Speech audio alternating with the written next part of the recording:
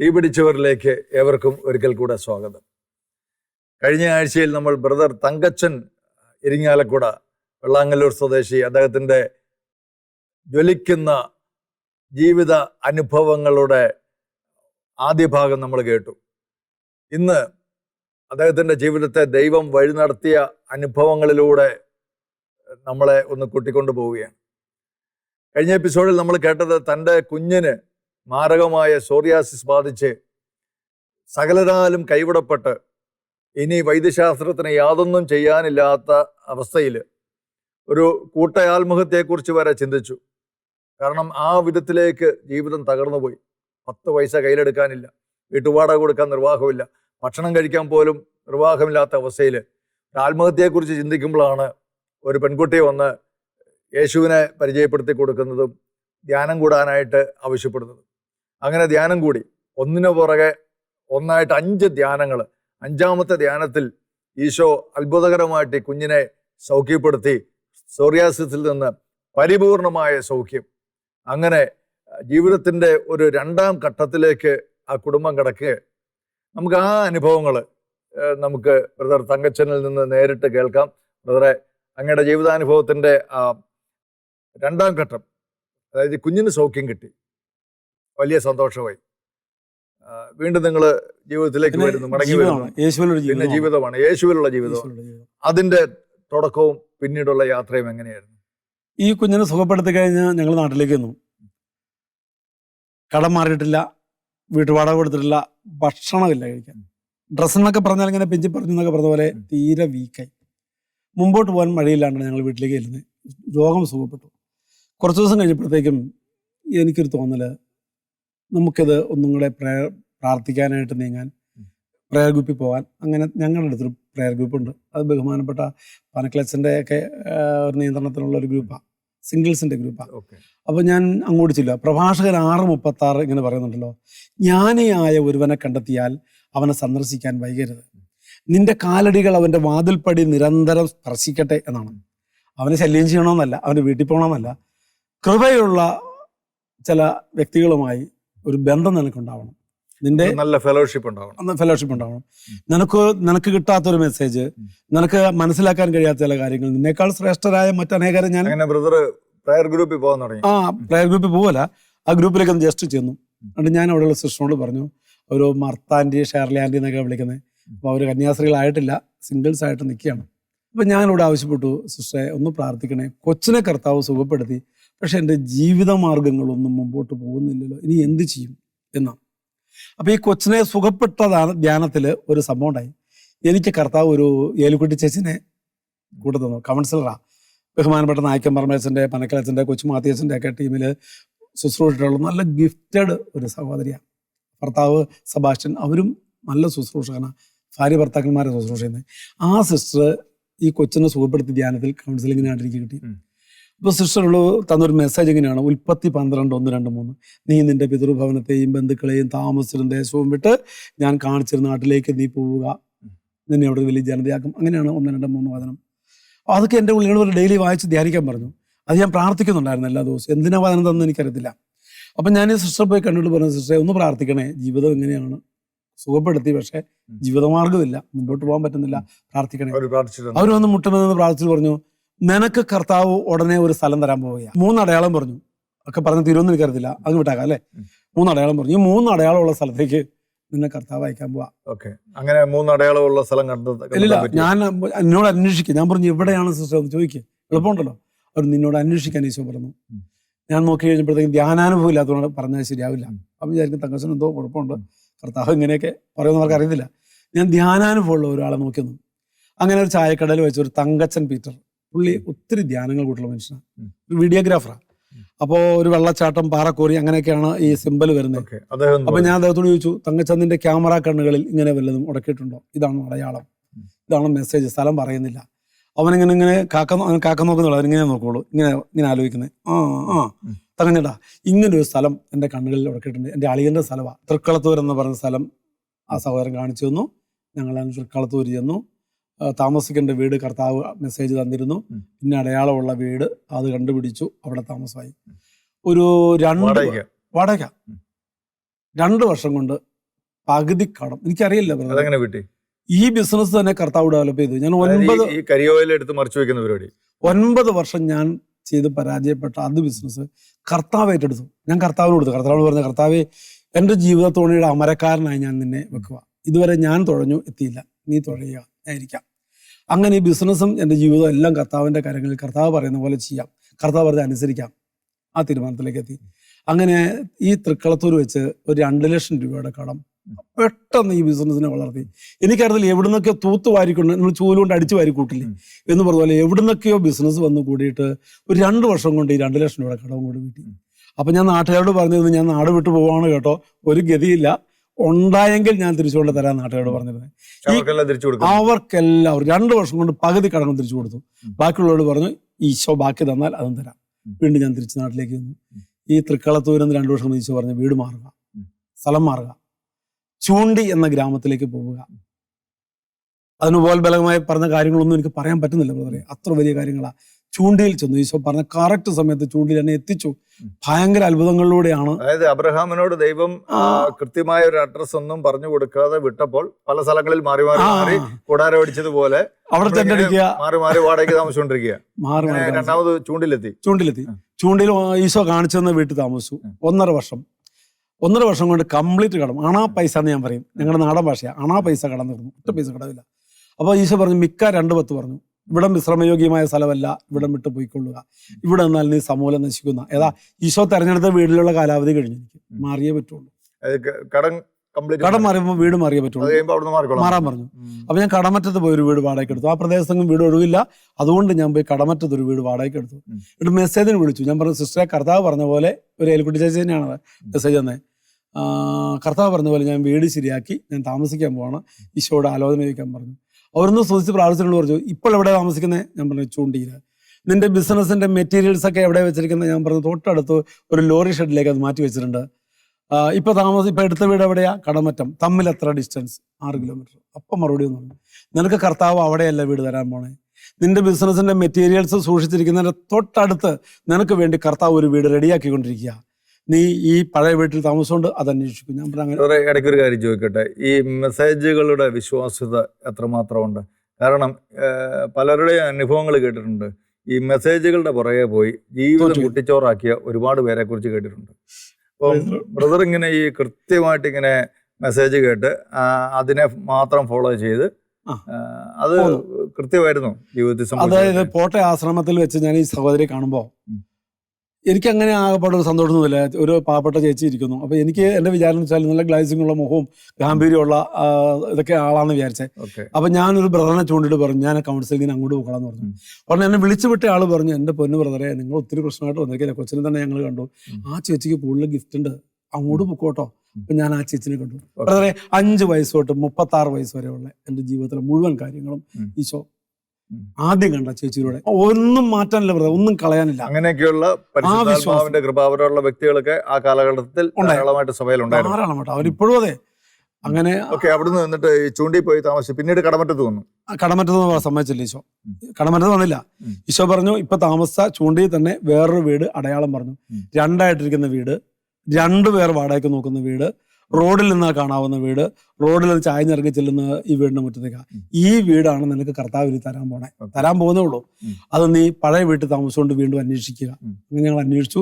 നിങ്ങൾക്ക് അടുത്തെങ്കിലും വീടില്ല, എല്ലാം ഫുൾ ഫില്ലാണ്, വീണ്ടും അന്വേഷിച്ചിട്ടില്ല. അങ്ങനെ ഒരിക്കൽ ബഹുമാനപ്പെട്ട പയ്യപ്പള്ളേഴ്സിന്റെ ഒരു കൺവെൻഷൻ ഒന്ന് കോയമ്പത്തൂരാന്ന് തോന്നുന്നു. അങ്ങനെ പോയിരുന്ന സമയത്ത് എൻ്റെ വീട്ടിലേക്ക് ഒരു ബ്രദർ വന്നു, ഒരു വികലാംഗനെ അന്വേഷിച്ച കുര്യാക്കോസ്. അപ്പോൾ എൻ്റെ വൈഫ് ചോദിച്ചു, കുര്യാക്കോസെ, ഇങ്ങനെ ഒരു വീട് പറഞ്ഞല്ലോ മോനെ, ഞങ്ങൾ നോക്കിയിട്ട് കാണുന്നില്ല, ഇവിടെ എല്ലാ വീടും ഫുൾഫില്ല. അവൻ പറയാ, ചേച്ചി എൻ്റെ വീടിന്റെ വാതൊക്കെ കാണുന്ന വീടാത്, റോഡിന് അപ്പുറത്തും ഇപ്പുറത്തും. ഒന്ന് എൻ്റെ അളിയനാണ് ചോദിച്ചിരിക്കുന്നത്, പുതിയ വീട് പണിത് അങ്ങോട്ട് മാറാൻ പോവാ, അടുത്ത മാസം അവന്റെ കല്യാണം വരാൻ പോവാ, അത് കഴിഞ്ഞ് അവൻ അമേരിക്കയ്ക്ക് പോകാൻ പോവാ. അപ്പൊ ആ 2 വീട് അപ്പോൾ ഒഴിവാകുള്ളൂ 1 മാസം കഴിയുമ്പോൾ. അപ്പൊ അതിലൊരു വീട് എൻ്റെ അളിയൻ ചോദിച്ചിട്ടുണ്ട്, അളിയനെ കൊടുക്കത്തുള്ളൂ. അപ്പോൾ എൻ്റെ ഭാര്യ പോയി കണ്ടു. പിറ്റേ ദിവസം ഞാൻ വന്ന് കണ്ട്. കുട്ടനാണ് ആളുടെ പേര്, ഹിന്ദു ആണ്, ഭയങ്കര ഈശോ വിശ്വാസിയാണ്, ഭയങ്കര ക്രിസ്തു വിശ്വാസിയാണ്. ഇപ്പോൾ അമ്പലത്തിലൊന്നും പോകുന്നില്ല, കറക്റ്റ് കർത്താവിൻ്റെ കൂടെയാണ്. അപ്പോൾ ഞാൻ പോയി കുട്ടനെ കണ്ട് പറഞ്ഞു, കുട്ടാ, എനിക്ക് ഈശോ പറഞ്ഞിട്ടാണ് ഞാൻ വന്നിരിക്കുന്നത്, ഇങ്ങനെയാണ് മെസ്സേജ്. അപ്പോൾ കുട്ടൻ പറഞ്ഞു, തങ്കഞ്ഞേട്ടാ ഒരു വീട് 2 വർഷം മുമ്പ് എൻ്റെ പുതിയ വീട് ഫൗണ്ടേഷൻ ഇട്ടപ്പോൾ ചുട്ട് ചോദിക്കുന്ന അത് ഒഴിവാക്കാൻ എനിക്കൊരു മാർഗ്ഗമില്ല തങ്കഞ്ഞേട്ടാ. അവനെ വിളിച്ച് എവിടെ കൊണ്ട് താമസിപ്പിച്ചോ, എന്നിട്ട് തങ്കഞ്ഞേട്ടൻ പോലും എനിക്ക് കുഴപ്പമില്ല. അപ്പോൾ ഒരു വീട് പോയല്ലോ, ഒരു വീടല്ലേ ഉള്ളൂ. എനിക്ക് മെസ്സേജ് എന്നതിൽ കുട്ടി ചേച്ചനെ വിളിച്ചു, ചേച്ചിയെ കർത്താവ് എനിക്ക് എത്ര വീട് തരുന്നാ പറഞ്ഞത്?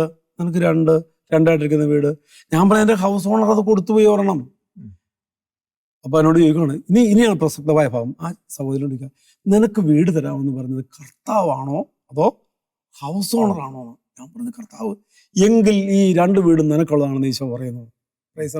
നമുക്ക് 2 വീടിന്റെ ആവശ്യമില്ല. ഇല്ല, ഒരു വീട് ഓട്ടോസും. അതാണ് ഇവൻ കള്ളു കുടിക്കുന്ന ആളാ, ഈ പറഞ്ഞ ആള്. അവൻ നമ്മുടെ മുറ്റത്ത് വന്ന് ആവശ്യം ഉണ്ടാവുന്ന ഭവിഷ്യത്ത് കർത്താവിന് അറിയാൻ എനിക്കറിയത്തില്ല. അപ്പൊ കർത്താവ് എന്നെ സ്വതന്ത്രനാക്കി ആ വീടും തരാൻ ആഗ്രഹിക്കുന്നു. 2 വീടും എന്നെ ആ മനുഷ്യന് അവസാനം ഒരു ചെറിയ കാരണം പറഞ്ഞ് അവനോട് വൈപ്പി പറഞ്ഞിട്ടില്ല. ഈശോ എന്നെ 2 വീട്ടിലേക്ക് കൊണ്ടുപോകും. എൻ്റെ അപ്പനേക്കാൾ അമ്മയെക്കാളൊക്കെ സ്നേഹിച്ച നല്ലൊരു കുടുംബമാണ് അവര്. ആ ചേച്ചി ചേട്ടനൊക്കെ ഒത്തിരി സ്നേഹിച്ചു. അവിടെ ഒരു ഏകദേശം 1.5 വർഷത്തോളം താമസിച്ചു. അപ്പോൾ 5 ലക്ഷം രൂപ ബിസിനസ് മിച്ചമായി. അങ്ങനെ ഇരിക്കെ ലാഭം വന്നു. 5 ലക്ഷം രൂപ മിച്ചം. അതുവരെ കടമായിരുന്നല്ലോ, കടം മാറിയിട്ടേ വീട്ടിലേക്ക് വന്നു. 5 ലക്ഷം രൂപ മിച്ചമായി. മിച്ചമായപ്പോൾ ഞാൻ ആദ്യത്തെ പ്രയർ ഗ്രൂപ്പിൽ അടിമാലിയിലെ ആ സിംഗിൾസിന്റെ കാര്യം പറഞ്ഞില്ലേ, അപ്പോൾ യാദൃശ്ചികമായിട്ട് ആ പോയ വഴിക്ക് അവിടെ നിന്ന് കയറി. ഞാൻ അവരോട് ചോദിച്ചു, ഞങ്ങൾ പ്രാർത്ഥിച്ച് പോരാൻ നേരത്ത് സിസ്റ്റർ ഒന്ന് പ്രാർത്ഥിച്ച് ഞങ്ങൾ ഇറങ്ങട്ടെ. അതിനു മുമ്പൊക്കെ പ്രാർത്ഥനയൊക്കെ നടന്നു. ഒന്ന് ഇറങ്ങാൻ വേണ്ടി പ്രാർത്ഥിച്ചുകൊണ്ടിരിക്കുമ്പോൾ ആ സിസ്റ്റർ ഒരു മർത്താൻഡിനെ വിളിക്കാം. സിസ്റ്റർ പറഞ്ഞു, വെള്ളാങ്കല്ലൂർ എന്ന് കർത്താവ് പറയുന്നല്ലോ. അപ്പോൾ ഭാര്യ പറഞ്ഞു, എൻ്റെ വീട് വെള്ളാങ്കല്ലൂരാ. ഞാൻ ചോദിച്ചു, എന്ത് വെള്ളാങ്കല്ലൂര്? ഈശോ നിന്നോട് പറയുന്നു നീ വെള്ളാങ്കല്ലൂർ പോയി സ്ഥലം മേടിച്ച് വീട് വെച്ച് താമസിക്കാം. എനിക്ക് അങ്ങോട്ട് പോകാൻ ഇഷ്ടമല്ലായിരുന്നു. ഒന്നാമത് ഇന്റർകാസ്റ്റ് മാരേജ്, അളിയന്മാരൊക്കെ ആയിട്ടൊന്നും മിങ്കിൾ ചെയ്ത് പോകാൻ പറ്റത്തില്ല എന്ന് പലപ്പോഴും എനിക്ക് തോന്നിയിരുന്നു. ഇതൊരു യുദ്ധം ഉണ്ടാകാൻ വേണ്ടി അങ്ങോട്ട് പോകണ്ടല്ലോ എന്ന് വിചാരിച്ചു ഞാൻ ഈശോയോട് ആ ഗ്രൂപ്പിൽ എന്ന് പറഞ്ഞത് ദാറ്റ് മീൻസ് ഈശോയോട് ഞാൻ പറഞ്ഞു, ഈശോയെ തല പോയാലും ഞാൻ വെള്ളാങ്കല്ലൂർക്ക് പോകുന്ന പ്രശ്നമില്ല. നീ എന്നെ നാണം കെടുത്താൻ വേണ്ടി വെള്ളാങ്കല്ലൂർ അല്ലാണ്ട് വേറെ ഒരു സ്ഥലവും കണ്ടില്ലേ? നീ എന്നോട് പറഞ്ഞ തൃക്കളത്തൂർ, ഓക്കെ, ചൂണ്ടി, ഓക്കെ, നീ ഇനി ആനക്കൂട്ടിലേക്ക് അയക്ക്, ഓക്കെ, സിംഹക്കൂട്ടിലേക്ക് അയക്ക്, തങ്കച്ചൻ പോവാം, പക്ഷെ നാണം കെടുത്താൻ വേണ്ടി വെള്ളാങ്കല്ലൂർ വേണ്ടായിരുന്നു. ഞാൻ പോകത്തില്ലെന്ന് ഈശോയോട് പറഞ്ഞ ആ ഗ്രൂപ്പിലാണ് പറഞ്ഞത്. ഈശോടാ പറഞ്ഞത്. ഈശോ അടുത്ത് പെട്ടെന്ന് പറയാം, നീ പറഞ്ഞ വാക്ക് അതുപോലെ ഇങ്ങോട്ട് പകർന്നു, നീ മര്യാദയ്ക്ക് വെള്ളാങ്കല്ലൂർ പോയി സ്ഥലം മേടിച്ച് വീട് വെച്ച് താമസിക്കുക. എന്നിട്ട് പറഞ്ഞു, അപ്പസ്തോല പ്രവർത്തനങ്ങൾ 22, 21 അടുത്ത മെസ്സേജാണ് നോക്കാൻ പറഞ്ഞു. ബൈബിൾ ഓപ്പൺ ചെയ്ത് നോക്കി. അപ്പോൾ അവൻ പറഞ്ഞു, ഞാൻ നിന്നെ അങ്ങ് ദൂരെ വിജാതിയരുടെ അടുക്കലേക്ക് അയക്കും. എന്നിട്ട് കൂട്ടിച്ചേർത്തു, നീ പോകുമ്പോൾ നിന്റെ ഭാര്യയുടെ മക്കളെയൊക്കെ ഒന്ന് സംരക്ഷിക്കാൻ ഭാര്യ വീട്ടുകാരെ അവിടെ ഉണ്ടാവത്തുള്ളൂ. അതുകൊണ്ട് നീ അവരെ കൊണ്ട് അവിടെയാക്കാൻ. ബ്രദറെ, എന്ത് സെറ്റപ്പാണ് കർത്താവ് എന്നറിയാമോ? ഞാൻ വേറെ ഏതെങ്കിലും നാട്ടിൽ താമസിക്കുമ്പോഴാണ് എനിക്ക് ശുശ്രൂഷയ്ക്ക് മരിച്ചു വന്ന് കൂട്ടിക്കോ, എങ്കിൽ പോലും ഇവരെ സംരക്ഷിക്കാൻ വേണ്ടി കർത്താവ് വളരെ ക്രമീകരിച്ച് വെള്ളാങ്കല്ലൂർ നാട്ടിൽ എനിക്ക് ഇഷ്ടമല്ല. എന്നിട്ട് പോലും എന്നോട് പറഞ്ഞു, നീ കിട്ടുന്നൊക്കെ മേടിച്ചോളാം പറഞ്ഞു കേട്ടോ. നീ അവിടുന്ന് കിട്ടുന്നൊക്കെ മേടിച്ചെടുത്തോളാൻ, എന്നാന്നറിയാലോ, പണി കിട്ടുന്നറിയാം. അപ്പൊ അതൊക്കെ മേടിച്ചെടുത്തോളാം അതും പറഞ്ഞു. എന്നിട്ട് എന്നെ അവിടെ കൊണ്ട് സ്വന്തമായിട്ട് സ്ഥലം വാങ്ങിച്ചു. ഇവരൊന്നും സഹകരിച്ചിരുന്നില്ല കേട്ടോ. എന്നാലും ഈശോ പുതിയ വീട് വെച്ചു, സ്ഥലം മേടിച്ചു, ബിസിനസ് അങ്ങോട്ട് മാറ്റി. ബിസിനസ് അവിടെ വളർന്നു കഴിഞ്ഞ് വീട് വെക്കാൻ കാശായി. അപ്പോൾ എനിക്കൊന്നൊരു 5 വർഷം എടുത്തു കേട്ടോ. ഈ 5 വർഷം കൊണ്ട് വീട് വെക്കാനുള്ള കാശായി. ഈ കാര്യം കച്ചവടം ചെയ്യട്ടാ. അപ്പോൾ ഈശോ പറഞ്ഞു, നീ വീട് വെക്കുക. അപ്പൊ ഞാൻ പറഞ്ഞു, ഈശോ പുറത്ത് വെക്കട്ടെ, ഇത് നല്ല ബിസിനസ്സിന് പറ്റിയ ശല്യമില്ലാത്ത സ്ഥലമാണ്, കരിയോലായതുകൊണ്ട് ജനങ്ങൾക്ക് പ്രോബ്ലം ഉണ്ട്, മാറ്റിക്കോട്ടെ. ഈശോ പറഞ്ഞു, വീട് അകത്ത്, ബിസിനസ് പുറത്ത്. അങ്ങനെ പുറത്ത് സ്ഥലം മേടിച്ച് ബിസിനസ് അവിടെ ആരംഭിച്ചു. ബിസിനസ് വളർന്നു. മറ്റൊരു അനുഭവം ഞാൻ ജസ്റ്റ് ഒന്ന് പറഞ്ഞോട്ടെ. ഒരു കൊച്ചനുഭവം ഉണ്ടായി. ഈ ബിസിനസ് ചെയ്യാൻ നേരത്ത് എൻ്റെ അയലോക്കത്തൊരു പോളിയേട്ടനുണ്ട്. അപ്പോൾ ഈ പറമ്പിൽ കൊണ്ടുവന്ന് കരിയോലും ബാറിലൊക്കെ ഇട്ട് കഴിഞ്ഞപ്പോഴത്തേക്കും ആ പുള്ളി അസ്വസ്ഥപ്പെട്ടു. എൻ്റെ അളിയനെ വിളിച്ച് പറഞ്ഞു, ജോയിയെ നിന്റെ അളിയൻ എന്തോ ഒരു ഭീകര പരിപാടിയായിട്ട് ബാറിലൊക്കെ ഇങ്ങനെ കരി പോരാണ്ടിരിക്കുക, കണ്ടാൽ പേടിയാവും. അപ്പോൾ ഇവിടെ വന്നിട്ടില്ല, എൻ്റെ പറമ്പിലേക്ക് കൃഷി സ്ഥലത്തേക്ക് കരിയോല ഒഴുകി വന്നാൽ ഞാൻ അവൻ്റെ പരിപാടി പൊട്ടിക്കും, നീ എന്താണെന്ന് വെച്ചാൽ അളിയനോട് പറഞ്ഞിട്ട് ചെയ്തോളാൻ പറഞ്ഞു. അളി എന്നെ വിളിച്ച് പറഞ്ഞു, തങ്കഞ്ഞേട്ടാ അയാളൊന്ന് സോപ്പിട്ടൊന്നു കേട്ടോ, ചിലപ്പോൾ നിന്റെ പണി പൊട്ടി പോകാൻ സാധ്യതയുണ്ട്, അയാളൊന്ന് സോപ്പിടാൻ പറഞ്ഞു. ഞാൻ പോളേട്ടനെ വിളിച്ചു. പോളേട്ടാ, എന്താ പോളേട്ടാ പ്രശ്നം, ഞാൻ പരിഹരിക്കാം. അത് വേറൊന്നുമില്ല തങ്കച്ച, ഈ കരിയോയിൽ ഇങ്ങനെ എൻ്റെ കണ്ടത്തിലേക്കൊക്കെ വന്നു കഴിഞ്ഞാൽ കൃഷി പോകുന്നൊക്കെ ആൾക്കാർ പറഞ്ഞു, റോഡിൻ്റെ സൈഡിലാണ്, റോഡ് പോകുന്നുണ്ട്. അപ്പോൾ അതിങ്ങനെ ആൾക്കാർ കാണുകയും ചെയ്യും, നിറച്ച് ബാറിലും ഓയിലും വണ്ടിയും ചെണ്ടയൊക്കെ ആയിട്ട് ഇങ്ങനെ വല്ലാത്തൊരവസ്ഥയാണ്. അപ്പോൾ ഞാൻ പറഞ്ഞു, ഞാൻ ഒരു കാര്യം ചെയ്യട്ടെ, ഒരു മതിൽ പോലെ കെട്ടട്ടെ, ചുറ്റുമതിൽ, ഈ നമ്മൾ സ്നേഹമതിൽ എന്നൊക്കെ പറയില്ലേ. അപ്പോൾ എൻ്റെ പൈസ ഇല്ല ബ്രദറെ അത് കെട്ടാനായിട്ട്, അതിനുള്ള പൈസ ഇല്ല ബിസിനസ്സിൽ. അപ്പം ഞാൻ പറഞ്ഞു, ഒരു കാര്യം ചെയ്യാം പോളേട്ടാ, ഓരോ സ്ലാബ് 3 സ്ഥലത്തേക്ക് ഇടാം, അപ്പോൾ ഇത്രയും പൊക്കം വരും. അപ്പോൾ വെള്ളം അതിനകത്ത് കെട്ടും, ഒഴുകത്തില്ല, അത് ആവട്ടിരുന്നോളും. ഞാൻ അങ്ങനെ ചെയ്യട്ടെ, ഫ്രണ്ടിൽ ഒരു ഹമ്പം കൂടെ വെച്ച് കഴിഞ്ഞാൽ ചേട്ടന് ശല്യം ഉണ്ടാവില്ല. അത് മതിയോ? അതും മതി, എനിക്കത് മതി, അല്ലാണ്ട് നിന്റെ ബിസിനസ് പോകാൻ കുഴപ്പമില്ല. അങ്ങനെ ഞാൻ സ്നേഹമതിൽ ബൈജുവിനെ വിളിച്ച് മതിൽ കെട്ടാൻ പോവാ. മതിൽ കെട്ടാനായിട്ട് ബൈജു ഒരു കോണി പിടിച്ചിരിക്കുന്നു. അവന് പടക്കാരനാണ്, സ്ലാബ് കെട്ടുന്ന ആളാണ്. അവന് കോണി ഇത് പിടിച്ചു, എന്താ പറയുക, ടേപ്പ് പിടിച്ചു. അങ്ങനെ ഞാൻ അവിടെ പിടിച്ചോളാൻ പറഞ്ഞു. അപ്പോൾ ഈ ടേപ്പിൻ്റെ ഫൈനൽ ഭാഗത്ത്, അവസാന ഭാഗത്ത് ഞാൻ പിടിച്ചിരിക്കുക. പെട്ടെന്ന് ഈ ഏലുക്കുട്ടി ചെയ്യാൻ വിളിച്ചിരിക്കുക. പെട്ടെന്ന് വിളിക്കുക. എന്നോട് ചോദിച്ചു, ബ്രദറെ മതിൽ കെട്ടാൻ പോവാണോ? കണ്ടോണോ തൊടുപുഴാന്ന് വിളിക്കുന്നത്. ഞാൻ പറഞ്ഞു, അതെ സിസ്റ്ററെ. എന്നിട്ട് അതൊരു മതിൽ പോലെ ഒന്നും കാണുന്നില്ലല്ലോ. അതുകൊണ്ട് വിഷൻ ദൈവം അടുത്ത് കാണിച്ചു കൊടുക്കുവാണ് എന്നെ സഹായിക്കാനായിട്ട്. അതൊരു മതിൽ പോലെ ഒന്നും അല്ലല്ലോ കാണുന്നേ, എന്തോ ഒരു അതിര് തിരിച്ചിടുന്ന പോലെ തോന്നില്ല. അങ്ങനെ ഒരു സ്ലാവ് മാത്രം ഇടുമ്പോൾ എന്നോട് പറഞ്ഞു, ഈശോ പറയുന്നു, നീ അങ്ങനെ കെട്ടിയാൽ നിന്റെ ബിസിനസ് നാട്ടുകാരവിടെ നിർത്തും. നിന്റെ നെഞ്ചിന് മുകളിൽ മതിൽ കെട്ടിക്കോളാൻ ഈശോ പറയുന്നു എന്ന് പറഞ്ഞു. അദ്ദേഹം അതിനുള്ള ഒരു പൈസ ഇല്ലോടാ, അത് മെസ്സേജ് എങ്ങനെയാ, ഇപ്പോൾ വന്ന മെസ്സേജാ, എന്താ ചെയ്യട്ടെ? അവൻ പറഞ്ഞു, തങ്ങനേട്ടാ ഒരു 3 മാസം കഴിഞ്ഞ് കാശ് വരുമോ? ഞാൻ തരാടാ. ഇപ്പം എത്രയുണ്ട്? 10 കൊടുത്തു. അവൻ മതിൽ കെട്ടി നെഞ്ചിന് മുകളിൽ പൊക്കി. സമയമായി കഴിഞ്ഞപ്പോഴത്തേക്ക് അവിടെ വീട് വെച്ചു, മക്കൾ പഠിച്ചു, മക്കൾ വളർന്നു.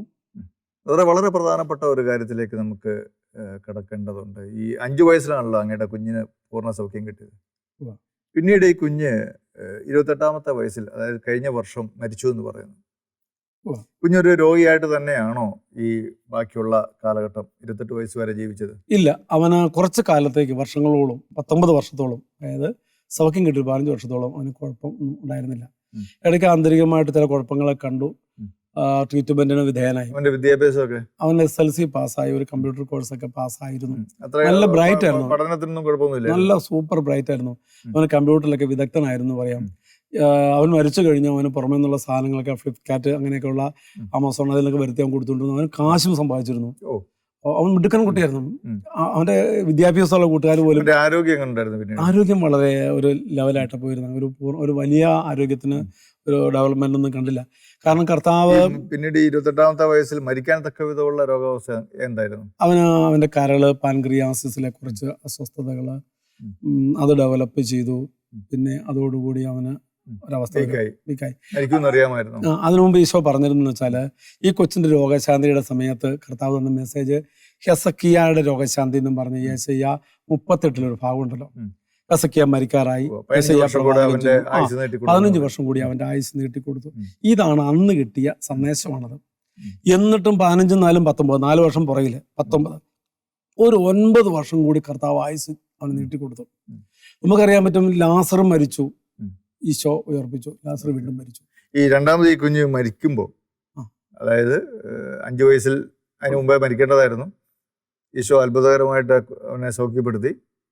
പിന്നീട് 28ാമത്തെ വയസ്സിൽ മരിക്കുമ്പോൾ അങ്ങേക്ക് എന്ത് തോന്നി? എന്നാൽ പിന്നെ ഇത് നേരത്തെ ആകാമായിരുന്നല്ലോ, അന്ന് ആ സോറിയാസിസ് ബാധിച്ച ആ കാലഘട്ടത്തിൽ തന്നെ, എങ്കിൽ ഇത്രയും വേദന ഇന്ന് അനുഭവിക്കേണ്ടി വരില്ലായിരുന്നല്ലോ എന്ന് തോന്നി?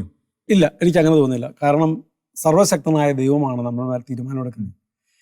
ആര് എപ്പോൾ ജനിക്കണം, എങ്ങനെ ജീവിക്കണം, എപ്പോൾ മരിക്കണം, തമ്പുരാന്റെ കരങ്ങളിലാണല്ലോ നമ്മുടെ ജീവിതം. അപ്പോൾ നമ്മൾ കുശവന്റെ കയ്യിലെ കളിമണ്ണ് പോലെ എന്ന് ഞാൻ പാട്ട് കേട്ടിട്ടുണ്ട്. അപ്പോൾ യെശയ്യാ പ്രവാചകൻ പുസ്തകം പറഞ്ഞിട്ടുണ്ട്, നമ്മൾ കുശവന്റെ കയ്യിലെ കളിമണ്ണ്. അതിന് ഏത് ഭാവത്തിലും രൂപത്തിലും മെനയാൻ അതിന് നിർമ്മാതാവിന്, കുശവന്. ഞാൻ ചോദിക്കുന്നത്, ഈ 28ാമത്തെ വയസ്സിലെ കുഞ്ഞ് മരിക്കുമ്പോൾ അങ്ങയുടെയും അങ്ങയുടെ ഭാര്യയുടെയും ഒക്കെ വേദന തീർച്ചയായിട്ടും ഉണ്ടാവുമല്ലോ. വേദനയുണ്ട്. എങ്കിലും ദൈവത്തോടൊരു പരാതിയൊക്കെ തോന്നിയോ നിങ്ങൾക്ക്? ഞാൻ എൻ്റെ ഭാര്യയോട് അങ്ങനെ ചോദിച്ചിട്ടൊന്നുമില്ല. എന്നാൽ എനിക്ക് ദൈവത്തോട് പരാതി എന്ന് പറയാൻ പറ്റത്തില്ല. കാരണം പരാതി പറയാൻ പറ്റുന്ന ഒരു അവസ്ഥയിലല്ല ദൈവം ഞങ്ങളെ കൊണ്ടുനടന്നത്. ദൈവത്തിന് അസാധ്യമായിട്ടൊന്നുമില്ലെന്നുള്ള ഒരു പഠനം തന്നുണ്ട് ഈശോ എൻ്റെ ഹൃദയത്തിൽ. പിന്നെ ദൈവത്തിന്റെ സമയമായെന്നുള്ള ബോധ്യമാണ് കർത്താവ് എനിക്ക് നൽകിയത്. ദൈവത്തിന്റെ സമയം. അതുകൊണ്ട് ഈ അവസ്ഥയോട് പൊരുത്തപ്പെടാൻ പറ്റി. തീർച്ചയായിട്ടും എനിക്ക് പൊരുത്തപ്പെടാൻ പറ്റി. എനിക്ക് തന്നെ ഇപ്പൊ എന്തെങ്കിലും സംഭവിച്ചാൽ പോലും, ആ സംഭവിക്കും ഡോക്ടർ പറഞ്ഞാൽ പോലും, കാരണം അത് ദൈവ നിശ്ചയമാണ്. ഇതിനോടിടയിൽ അങ്ങ് ഈ ബിസിനസ് ഒക്കെ ചെയ്യുന്നുണ്ടായിരുന്നല്ലോ. അപ്പൊ ഈ ശുശ്രൂഷയുമായിട്ടുള്ള ബന്ധം എങ്ങനെയാണ് ഉണ്ടായത്? അതായത് ഈ കൊച്ചിനെ സുഖപ്പെട്ട് കഴിഞ്ഞ് പോട്ടെ ആശ്രമത്തിലേക്ക് ഓരോ വണ്ടി വരാൻ തുടങ്ങി ഞങ്ങളുടെ നാട്ടിൽ നിന്ന്. ഒരു 3 വണ്ടി വരെയും ആയി, ഒരു 3 ആഴ്ച കൊണ്ട് നിറച്ച ആൾക്കാരായി. അങ്ങനെ ഇരിക്കെ ബഹുമാനപ്പെട്ട ആന്റണി പൈപ്പിള്ളച്ചനോട് പറയാ, തങ്കച്ച, കർത്താവ് നിന്നെ ശുശ്രൂഷയ്ക്കായി വിളിക്കുന്നുണ്ട്, എൻ്റെ ടീമിലേക്ക് വരാൻ പറഞ്ഞു. 97 ആദ്യത്തെ ആഴ്ച തൊട്ട് അച്ഛൻ്റെ കൂടെ ഒരു 12 വർഷം ശുശ്രൂഷ ചെയ്തു. ഞാൻ 365 ദിവസം പണിതൊട്ട് എനിക്ക് ജീവിക്കാൻ പറ്റില്ലായിരുന്നു. പക്ഷെ ഒരു 10-15 ദിവസം കൺവെൻഷനുകൾ, ധ്യാനങ്ങൾ, കേരളത്തിനകത്ത് പുറത്ത്. അച്ഛനൊക്കെ ഔട്ട്സൈഡ് കൺവെൻഷൻ ഉണ്ട് മറ്റ് സ്റ്റേറ്റുകളിലൊക്കെ. അച്ഛൻ മലയാളികളുടെ ധ്യാനങ്ങൾ എവിടെയൊക്കെ ഉണ്ട് അച്ഛൻ പിടിക്കും. അച്ഛൻ സമയത്ത് കൺവെൻഷൻ്റെ മാത്രമായിരുന്നു അദ്ദേഹത്തിൻ്റെ ശുശ്രൂഷ. അവിടെ ചെല്ലുമ്പോൾ അങ്ങ് എന്താ അങ്ങയുടെ അനുഭവങ്ങളൊക്കെ എൻ്റെ ജീവിത സാക്ഷിയൊക്കെ പറയും. അത് കഴിഞ്ഞ് കുറച്ച് കഴിയുമ്പോൾ അച്ഛൻ എന്നെ വിശ്വാസത്തിൻ്റെ ക്ലാസ് എടുക്കാനൊക്കെ എന്നെ ഒരുക്കി.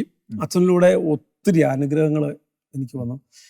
മറ്റവരിലും കാണാത്തൊരു വലിയ സ്നേഹമായിരുന്നു ആന്റണി വേപ്പിലച്ചൻ എന്നോട്. അങ്ങനെ ശുശ്രൂഷ ജീവിതത്തിൽ എത്ര വർഷം അങ്ങ് തുടർന്നു പോയി? ഇപ്പൊ ഇത് ഈ കഴിഞ്ഞ കൊറോണ കാലഘട്ടം വരെ, കൊറോണ ആയി കഴിഞ്ഞപ്പോൾ എല്ലാം ക്ലോസ് ആയല്ലോ. ഡിവൈൻ ധ്യാന കേന്ദ്രത്തിലാണ് മെയിനായിട്ട്. അതുവരെയും അങ്ങ് ശുശ്രൂഷയിൽ തന്നെയായിരുന്നു. നിലവിൽ ഇപ്പോഴും ഡിവൈനിൽ ഓപ്പൺ ചെയ്ത് വരുന്നേ ഉള്ളൂ. അച്ഛൻ പറഞ്ഞു കുറച്ച് കഴിയുമ്പോൾ കയറാമെന്ന് എന്നോട് പറഞ്ഞിരിക്കുക. കാരണം ഒന്ന് മൂവ്മെന്റ് ആവട്ടെ. അതുകൊണ്ട് കഴിഞ്ഞ കൊറോണ കാലം വരെയും സജീവമായിരുന്നു. പിന്നെ അത് കഴിഞ്ഞ് ഓൺലൈനായിട്ട്, അതുകൂടെ തന്നെ ഫോണിലൂടെയൊക്കെ കൗൺസിലിങ്, ഷെയറിങ്. ഒത്തിരി ആൾക്കാർ വിളിക്കും. രാത്രി 12 മണിയാകുമ്പോഴൊക്കെ വിളിക്കും. അപ്പോൾ ശാലോമിലെ പ്രോഗ്രാമൊക്കെ കണ്ടതിന് ശേഷം രാത്രി 1 മണി വരെയൊക്കെ വിളിച്ച് 2 മണി വിളിച്ചിട്ട് ഞാൻ ആ ഫോൺ തലച്ച് വെച്ച് കിടന്ന് ഉറങ്ങിപ്പോയി ചരിത്രം വരെയുണ്ട്. അപ്പോൾ അതുപോലെ ആളുകൾ ഇപ്പം എനിക്ക് പറയാനുണ്ട് ബ്രദറെ, എൻ്റെ ഞാൻ പുറത്ത് കടം മേടിക്കേണ്ടി വരില്ല ഒന്നും. അവരുടെ ജീവിതത്തിൽ അങ്ങനെ ഉണ്ടായി, ഇവരുടെ ജീവിതത്തിൽ, എൻ്റെ ജീവിതത്തിൽ കുടുംബജീവിതത്തെക്കുറിച്ചാണേലും വ്യക്തിപരമായ ജീവിതത്തെക്കുറിച്ചാണെങ്കിലും മറ്റുള്ളവരുടെ ജീവിതത്തെക്കുറിച്ചാണെങ്കിലും എല്ലാം ഈശോനെ പഠിപ്പിച്ചു വെച്ചിരിക്കുക. നിങ്ങൾക്ക് എത്ര മക്കളുണ്ട് ഇപ്പോൾ? ഈ രണ്ടാമത്തെ കുഞ്ഞിന്റെ രോഗാവസ്ഥയ്ക്ക് ശേഷം പിന്നീട് കുട്ടികളുണ്ടായിരുന്നു? അല്ല, അത് ആദ്യം തന്നെ, അതായത് ആ രണ്ടാമത്തെ കൊച്ചിന്റെ രോഗം ആരംഭിച്ചതിന് ശേഷം ഒരു കുട്ടി ഉണ്ടായി. 3 മക്കളുണ്ട്. 2 പേരും നിലവിൽ എൻ്റെ കൂടെ ഉണ്ട്. അവരെന്ത് ചെയ്യുന്നു മക്കൾ? ഒരാള് കുവൈറ്റിലാണ്, ഒരാളിങ്ങനെ കാനഡയ്ക്ക് പോകാൻ വേണ്ടി പഠിച്ചുകൊണ്ടിരിക്കുകയാണ്. ഓക്കെ, സന്തോഷകരമായ കുടുംബജീവിതം. ഒരു കുഴപ്പമില്ല, ദൈവത്തിന്റെ കൃപയാൽ. ബിസിനസ്സിൽ നിന്നും അത്യാവശ്യം നല്ല വരുമാനമുണ്ട്. ബിസിനസ്സിൽ നിന്നും നല്ല വരുമാനമുണ്ട്. മാത്രമല്ല, ഞാനിത് നിർത്താനായിട്ട് ആഗ്രഹിക്കുകയാണ്. അതെന്തിനാ? അപ്പോൾ ഞാൻ ഈ കാര്യം പനക്കലച്ചനോടൊന്ന് പറഞ്ഞു, ബഹുമാനപ്പെട്ട പനക്കലച്ചനോട്, വെച്ചാൽ ഞാനിത് നിർത്തിയിട്ട് ഡിവൈനിലേക്ക് അങ്ങ് പോരുക. അച്ഛൻ പറഞ്ഞ് ഇങ്ങോട്ട് വരും, ഇഷ്ടംപോലെ സൗകര്യം ഉണ്ടല്ലോ, എന്തിനാ ബിസിനസ് നിർത്തുന്നത്? ഇന്നത്തെ കാലഘട്ടത്തിൽ ബ്രദർ നേരത്തെ പറഞ്ഞ പോലെ ഒരു വരുമാന മാർഗം ആർക്കും ഇല്ല, ജീവിക്കാനൊരു മാർഗ്ഗമില്ല. അപ്പൊ നീ എന്തിനാ നിർത്തി? അങ്ങനെയുള്ള സാഹചര്യത്തിൽ ഉള്ള വരുമാന മാർഗം നമ്മൾ അടച്ചു കളയേണ്ട ആവശ്യമുണ്ടോ? അതെനിക്ക് തോന്നിയ ഇങ്ങനെയാണ്. 35 വർഷം ഞാൻ ചെയ്ത ബിസിനസ്സാണ്. അതിനെ 9 വർഷം ചെയ്തപ്പോൾ പൊട്ടിപ്പൊളിഞ്ഞു. ബാക്കി കർത്താവ് 25 വർഷം മനോഹരമായിട്ട് നടത്തി ജീവിക്കാനാകുന്ന എല്ലാ സമ്പത്തും ഉണ്ടായി. മക്കളൊക്കെ വളർന്നു ബ്രദറെ. അപ്പോൾ ആ ഇളയവൻ എപ്പോഴും ഉടനെ തന്നെ പോവും. മൂത്തവൻ, അവന് ഭാര്യയ്ക്ക് ഒരു 50,000 രൂപ സാലറി ഉണ്ട്, ഇവന് 50,000 മുകളിലുണ്ട്. അപ്പോൾ അവർ പറഞ്ഞു, പപ്പ ഞങ്ങൾക്ക് ബിസിനസ് വേണ്ട, ഇനി ഒരു കരിപുരണ്ട ജീവിതത്തിലേക്കൊന്നും ഞങ്ങൾ വരാൻ ആഗ്രഹിക്കുന്നില്ല, ഞങ്ങൾക്ക് ജീവിക്കാൻ ആവശ്യമായ ഒരു വഴിയുണ്ട്, അതുകൊണ്ട് പപ്പായ്ക്ക് പറ്റാണ്ടാവുമ്പോൾ നിർത്തിപ്പോക്കൂ എന്ന് പറഞ്ഞിരിക്കുക. എനിക്ക് 60 വയസ്സായി. ഇനി ശാരീരികമായിട്ട് കുറച്ച് പ്രയാസങ്ങളൊക്കെ അനുഭവപ്പെടുന്നുണ്ട്. സമയമാകുമ്പോൾ അങ്ങനെയാണല്ലോ, എല്ലാവർക്കും ദൈവം ഓരോ വഴിയൊരുക്കി വെക്കുമല്ലോ. അപ്പോൾ എനിക്ക് ഷുഗറും പ്രഷറും കൊളസ്ട്രോളൊക്കെ ഉണ്ട്. അപ്പം ഞാൻ ആഗ്രഹിക്കുന്നത് വളരെ ഈശോയുടെ കൂടെ സമ്പത്ത് നിന്ന് ഞാൻ ആഗ്രഹിക്കുന്നത്. ഇനി മുമ്പോട്ടുള്ള കാലം മുഴുവൻ സമയവും എന്നതുപോലെ പ്രാർത്ഥനയിലും വചന ശുശ്രൂഷയിലും 100% പൂർണ്ണമായിട്ടുള്ള ദൈവം തരുന്ന അവസരങ്ങളെല്ലാം ദൈവത്തിന് വേണ്ടി. പക്ഷെ ഇടയ്ക്ക് പനക്കലച്ചൻ പറഞ്ഞ ആ കാര്യം കൂടെ ഒന്ന് ചിന്തിക്കുന്നത് നല്ലതായിരിക്കും. ഞാനത് നമുക്കുള്ളൊരു വരുമാന മാർഗത്തെ നമ്മൾ ഒഴിവാക്കിക്കൊണ്ട് നമ്മൾ പിന്നെ അങ്ങനത്തെ ഒരു ലൈഫിന്റെ ആവശ്യമുണ്ടോ എന്ന് അങ്ങ് ഒന്നുകൂടെ ചിന്തിക്കുന്നത് നല്ലതാണ്. എന്നോട് അനേകർ പറഞ്ഞു ഞാനിതിനെ കുറിച്ച് പറഞ്ഞപ്പോൾ. പക്ഷേ നമുക്ക് അനേകരെ സഹായിക്കാൻ പറ്റും. ഇങ്ങനൊരു മാർഗം നമുക്കുണ്ടെങ്കിൽ നമുക്ക് വേണ്ടായിരിക്കും. ഇപ്പൊ ബ്രദറിന് അതിന്റെ ആവശ്യമില്ല, കാര്യം പക്ഷേ അനേകരെ സഹായിക്കാൻ പറ്റും. ഒരു കാര്യമാണ്, ഒന്നായിട്ട് തന്നെ അധികം ഫണ്ട് ഒന്നല്ലെങ്കിൽ ശാരീരികമായിട്ട് സുഖമില്ലോ, മക്കൾ 2 പേരും ഇവിടെ ഉണ്ടാവത്തില്ല. ഒരുത്തൻ പോകാൻ നിൽക്കുന്നു, ഒരുത്തൻ പുറത്ത്, വൈഫ് മാത്രമേ ഉള്ളൂ. ഇതെല്ലാം ക്രെഡിറ്റ് ആണ് ഞങ്ങളുടെ ബിസിനസ്.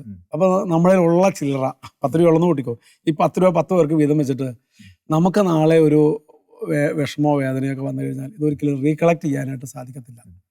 അതുകൊണ്ട് ഇനിയുള്ള, ഇപ്പം പനക്കലച്ചനോട് പറഞ്ഞത്, തങ്കച്ച ഇവിടെ ഇഷ്ടം പോലെ ഫുഡുണ്ട്. കാരണം കഴിഞ്ഞ കൊറോണയുടെ സമയത്ത് അച്ഛൻ വിളിച്ചിരുന്നു അവിടെ ഹെൽപ്പ് ചെയ്യാൻ. അവിടെ അതെല്ലാം കിച്ചണിലുള്ളവർക്കെല്ലാം കൊറോണയായി, അവരെ കയറ്റി പാക്ക് ചെയ്തു. അച്ഛൻ പറഞ്ഞു പെട്ടെന്ന് വരണം, കിച്ചണിൽ ആളില്ല, ഞങ്ങൾക്ക് 2000 പേർക്കുള്ള ഫുഡ് രാവിലെ തൊട്ട് വൈകിട്ട് വരെ വേണം. അപ്പോൾ ഞാൻ ആൾക്കാരെ വിളിച്ചുകൊണ്ടിരിക്കുക, നീ പെട്ടെന്ന് വരാൻ പറഞ്ഞു. അങ്ങനെ ഞാനവിടെ ചെന്നു. കിച്ചണിൽ വർക്കായിരുന്നു, അതുകൊണ്ട് കിച്ചൺകാരൊക്കെ ആയിട്ട് ബന്ധമുണ്ട്. അച്ഛൻ പറഞ്ഞു, ഇവിടെ നീ ഇങ്ങോട്ട് പോരുന്നതിന് കുഴപ്പമില്ല, നിനക്ക് ഇവിടെ താമസിക്കാൻ വേണമെങ്കിൽ ഇവിടെ വേറെ റൂം തരാം, ഇവിടെ നിന്നുകൊണ്ട് വേണം ചെയ്യാം. പിന്നെ നിനക്ക് രാവിലെ തൊട്ട് രാവിലെ 4 മണിയാകുമ്പോൾ ഇവിടെ കിച്ചൺ ഒക്കെ ആവും, വൈകിട്ട് വരെ ഇവിടെ ഫുഡുണ്ട്, 10-15 ചാപ്പലുണ്ട്, എവിടെ വേണം ഇരിക്കാം. ശുശ്രൂഷയൊക്കെ ആരംഭിക്കട്ടെ. അപ്പോൾ പനക്കലച്ചന്റെ കാലത്ത് അത് ഓക്കെ ആയിരിക്കും. പക്ഷെ പനക്കലച്ചൻ വീണ്ടും അങ്ങ് മാറിക്കഴിഞ്ഞാൽ ആ അവസ്ഥയ്ക്കൊക്കെ മാറ്റം വരാനുള്ള സാധ്യതകളുണ്ടല്ലോ. സാധ്യതയുണ്ട്. ഞാൻ അപ്പൊ അതുകൊണ്ട് ആ നമ്മളെപ്പോഴും വിവേകത്തോടെ ഇനിയുള്ള കാര്യങ്ങൾ മുന്നോട്ട് പോകുന്നതായിരിക്കും നല്ലതെന്ന് എനിക്ക് തോന്നുന്നുണ്ട്. അച്ഛൻ പറഞ്ഞ അതേ കാര്യം തന്നെ, ആ ബിസിനസ് അവസാനിപ്പിക്കേണ്ടതുണ്ടെന്ന് എനിക്ക് അത് അങ്ങ് പ്രാർത്ഥനാപൂർവ്വം ആലോചിച്ച് കർത്താവിനോട് ആലോചന ചോദിച്ച് തീരുമാനിക്കുക. അവസാനമായി ഒരു ചോദ്യം കൂടെ ചോദിക്കട്ടെ, ഇതുവരെയുള്ള അങ്ങയുടെ ജീവിതത്തിൽ അങ്ങ് സംതൃപ്തനാണ്? ഈ ലോക ജീവിതത്തിൽ ഞാൻ സംതൃപ്തനല്ല. ഈ ലോക ജീവിതത്തിൽ, കാരണം ഈ ലോകം മാറിയും മറിഞ്ഞും ഇരിക്കും. എനിക്ക് ഉള്ളത് അനേക വേദനാജനകമായ അവസ്ഥകൾ ഈ എൻ്റെ ശുശ്രൂഷ കാലഘട്ടത്തിൽ വന്നിട്ടുണ്ട്. കാരണം എൻ്റെ കുടുംബക്കാര്, ബന്ധക്കാര് ഒക്കെ ഞാൻ ഈ നവീകരണ അവസ്ഥയിൽ നിൽക്കുന്നതിനുള്ള ബുദ്ധിമുട്ടുകൾ ഒക്കെ എന്നെ ഒത്തിരി ആളുകളെ വേദനിപ്പിച്ചിട്ടുണ്ട്. അപ്പോൾ ദൈവത്തിനടുത്ത് ആന്തരിക സൗഖ്യം തരാൻ കഴിവുള്ള ഒരു കർത്താവിനടുത്താണ് ഞാൻ നിൽക്കുന്നത്. അതുകൊണ്ട് ദിവസങ്ങൾ കൊടുത്ത് പ്രാർത്ഥിച്ച് ഞാൻ പോകുന്നുണ്ട്. അതുകൊണ്ട് നാളത്തെക്കുറിച്ചുള്ള ജീവിതമൊന്നും എനിക്കൊരു ബുദ്ധിമുട്ടായിട്ട് തോന്നിയില്ല. അബ്രഹത്തെ നയിച്ച ഈശോയ്ക്ക്, മോശയെ നയിച്ച ഈശോയ്ക്ക് ഈ പാവപ്പെട്ട തങ്കച്ചനെ കൊണ്ടുനടന്ന് ജീവിതം അവസാനിപ്പിക്കാൻ കഴിയത്തില്ലെങ്കിൽ അവൻ്റെ കൂടെ ആയിരിക്കുന്നതാണോ അല്ലെ? കർത്താവും മറിയത്തോട് പറയുന്ന ഭാഗമുണ്ട്, ലാസറിന്റെ പെങ്ങൾ മറിയം നല്ല ഭാഗം തിരഞ്ഞെടുത്തിരിക്കുന്നു. മാർത്തയോട് പറയാ, അവൾ കറി വെക്കാനൊക്കെ വിളിച്ചു, വീട്ടിൽ പണിയുണ്ടല്ലോ കർത്താവ്, നീ വന്നതൊക്കെ നീ അവരോട് പറഞ്ഞു കൊടുക്കുന്നു. അപ്പം കർത്താവ് പറഞ്ഞു, മോളെ മറിയം നല്ല ഭാഗം തിരഞ്ഞെടുത്തിരിക്കുന്നു. അപ്പം ഈശോയുടെ കൂടെ ജീവിക്കുമ്പോൾ എനിക്ക് ഒരു നേരത്തെ ഭക്ഷണം തരാൻ, നമ്മൾ ഇത്രയും കാലവും ഈശോയുടെ കൂടെ തന്നെ ആയിരുന്നല്ലോ. അപ്പം നമുക്ക് ഈശോയുടെ കൂടെ ആയിരിക്കുമ്പോൾ നമുക്കിവിടെ ജീവിതമാർഗത്തിന് വേണ്ടി മറ്റൊരു ജോലിയോ ബിസിനസ്സോ ചെയ്യരുതെന്ന് ഒരിക്കലും ഈശോ പറയുന്നില്ലല്ലോ. അപ്പോൾ തീർച്ചയായിട്ടും നമുക്ക് ഇനിയുള്ള മുൻപോട്ടുള്ള കാലഘട്ടത്തിലും ഈശോയുടെ കൂടെ തന്നെ, മറിയത്തോട് പറഞ്ഞതുപോലെ തന്നെ നല്ല ഭാഗം തെരഞ്ഞെടുത്ത അവളെ പോലെ, ആ മറിയത്തെ പോലെ തന്നെ ഈശോയുടെ കൂടെ മുൻപോട്ടുള്ള ജീവിതത്തിലും എന്ന് പ്രാർത്ഥിക്കുന്നു. പക്ഷെ എനിക്ക് അതിനെക്കുറിച്ച് ഒന്നും കൂടെ പറയാനുണ്ട്. ബ്രദറിന്റെ പ്രാർത്ഥന അല്ലെങ്കിൽ എൻ്റെ ചിന്തയൊക്കെ അങ്ങനെ ആവണമെന്നൊക്കെയാണ് പൊതുവായിട്ട് പറയാം. പക്ഷേ കർത്താവ് പറഞ്ഞു, ഇനി ഞാൻ അങ്ങ് ദൂരെ വിജാതിയരുടെ അടുക്കലേക്ക് അയക്കുന്നു, വാദനം കിടക്കുക, അത് പൂർത്തീകരിച്ചിട്ടില്ല.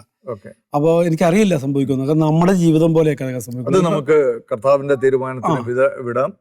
പരിശുദ്ധാത്മാവ് ഓരോ കാലഘട്ടത്തിലും നമ്മളെ വ്യത്യസ്തമായ മാർഗങ്ങളിലൂടെയാണല്ലോ നയിക്കുന്നത്. എൻ്റെ ആഗ്രഹം ഇതാണ്, ഇനിയുള്ള സിസ്റ്റർ ജീവിതം ഇനി അധ്വാനിക്കാനൊന്നും പറ്റത്തില്ല. അധ്വാനമൊക്കെ കഴിഞ്ഞു. 15ാമത്തെ വയസ്സിലെ ജോലിയാണ്. അന്ന് തൊട്ട് ഇന്ന് വരെ അധ്വാനത്തിൽ കഷ്ടപ്പാടും ദുരിതവും മാത്രമേ ഉണ്ടായിട്ടുള്ളൂ. ഉറക്കമില്ലാണ്ട് പണിതുണ്ട് ബ്രദറെ. അങ്ങനെയൊക്കെയാണ് മക്കളെയൊക്കെ പഠിപ്പിച്ച് വളർത്തിയത്, വീടുണ്ടാക്കിയതും കടം വിട്ടതൊക്കെ അങ്ങനെയാണ്. ഉറങ്ങാൻ പറ്റില്ല. 2-3 ദിവസമൊക്കെ യാത്ര ചെയ്ത് കേരളം മൊത്തം ഓടി നടന്നാണ് എൻ്റെ കുടുംബം പറ്റിയത്. എനിക്കിനി ഒരു വിശ്രമം ചെയ്യേണ്ട സമയമായെന്ന് തോന്നി. മക്കളൊക്കെ വളർന്നു, അവർക്ക് അവരുടെ കാഴ്ചപ്പാടായി. അവർക്കിനി ബിസിനസ് വേണ്ട, ഇനി അവർ കുടുംബം നടത്തട്ടെ, അവരെ നമ്മൾ അനുവദിക്കട്ടെ എന്നുള്ള ശാന്തമായി കർത്താവിന് മുമ്പിൽ കുറഞ്ഞ പക്ഷം വിശുദ്ധ കുർബാനയുടെ മുമ്പിൽ ഇരുന്നെങ്കിലും മരിക്കാൻ ഞാൻ ആഗ്രഹിക്കുന്നു. എൻ്റെ അവസാനത്തെ ആഗ്രഹം. നമ്മൾ ഈ ആരാച്ചാര്യ ചോദിക്കില്ലേ തൂക്കിക്കൊല്ലം കൊണ്ടുപോകുമ്പോൾ, അവസാനമായിട്ട് നിനക്ക് എന്തെങ്കിലും ആഗ്രഹമുണ്ടോ? അവൻ പറയും, എനിക്ക് ബിരിയാണി വേണം, അല്ലെ ഭാര്യയൊന്ന് കാണണം, മക്കളെ കാണണം എന്നൊക്കെ പറയും. അവൻ്റെ അവസാന ആഗ്രഹം പറയും. എൻ്റെ അവസാനത്തെ ഒരു ആഗ്രഹമാണ് കർത്താവിൻ്റെ കൂടെ ഇരുന്ന് മരിക്കുക. അവൻ ചെയ്യാൻ പറഞ്ഞാൽ ചെയ്യുക, ഇല്ലേ വേണ്ട. ശുശ്രൂഷ ഇല്ലേ വേണ്ട, ചെയ്യാൻ പറഞ്ഞാൽ ചെയ്യുക.